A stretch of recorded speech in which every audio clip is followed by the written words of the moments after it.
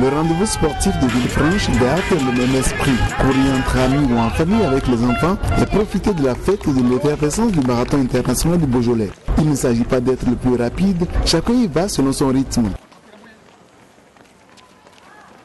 Une bonne partie du parcours se fait sur des petites routes du Beaujolais. Le reste concerne des passages aux alentours des châteaux et sur des chemins de vigne.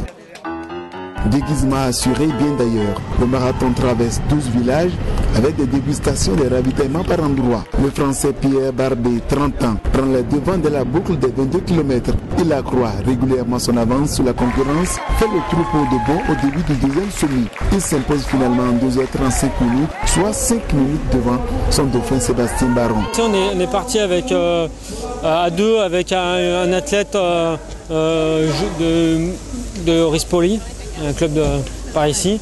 Et puis on est resté ensemble jusqu'au 21, 22 km. Et puis après, il a lâché un peu. C'est là où j'ai continué à accélérer un petit peu.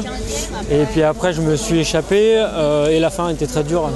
Il n'y a pas d'élite, il n'y a pas de coureur de grand niveau.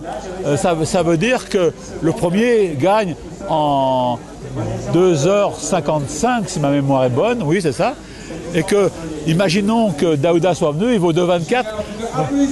Tu peux situer la place qu'il aurait prise. Voilà. Donc, je vois ça comme ça, sauf qu'il n'est pas venu. Et c'est un coureur régional qui a gagné. Et maintenant, tu vois, des coureurs déguisés, etc. Donc, c'est la fête plus que le sportif qui l'emporte ici. Ici, il gagne 60 bouteilles de Beaujolais. Rien d'autre. Mais on est dans le pays du Beaujolais. Mais la culture n'est pas la performance, donc c'est le festif. Donc il gagne 60 bouteilles de Beaujolais qu'il va partager. La deuxième place, sous les couleurs et le beau maillot des Beaujolais. Ça s'est bien passé, une bonne ambiance, des ravitaux bien achalandés, voilà, c'est super. Et je prends un plaisir incroyable en voyant ici les gens de différentes nationalités venir se faire plaisir dans le Beaujolais pendant toute une journée. C'est la fête du vin, une production de la région. Et comme j'ai toujours rêvé, j'espère que les régions de maïs, d'igname et puis autres bonnes choses du Bénin vont pouvoir aussi organiser des initiatives de ce genre pour que voilà, nous aussi nous puissions faire rêver l'Afrique comme le monde peut s'imaginer. La culture n'est pas la performance mais le festif et l'on s'est bien régalé.